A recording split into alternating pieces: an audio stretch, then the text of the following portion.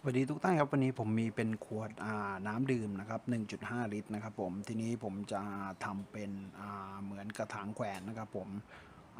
ใส่ไม้แขวนเสื้อครับหลังจากที่เคยทำใส่ของกันแล้วทีนี้จะทำเป็นกระถางปลูกครับสำหรับแขวนครับทีนี้จะทำ3กระถางนะครับเป็นทีโอนะครับผมโอเคครับติดตามชมกันครับ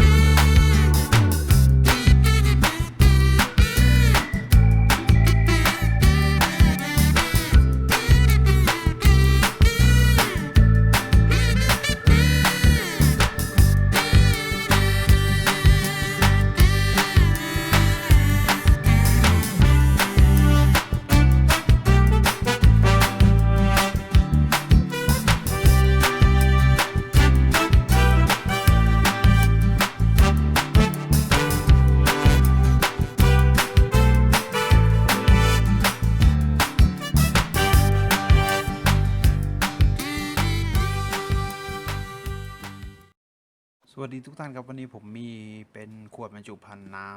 ำคือเนเล่เพียวไลท์นะครับ 1.5 ลิตรคือเราไม่ได้ใช้แล้วนะครับผมจะมาทำเป็นวัสดุปลูกคือทำกระถางนะครับผมเนื้อพลาสติกก็คือยังมีความทนทานอยู่ก็คือใช้ถ้าเกิดมันเสียหายก็ทิ้งไปนะครับไม่ต้องเสียดายครับนำมาใช้อีกครับโอเคครับติดตามชมครับผม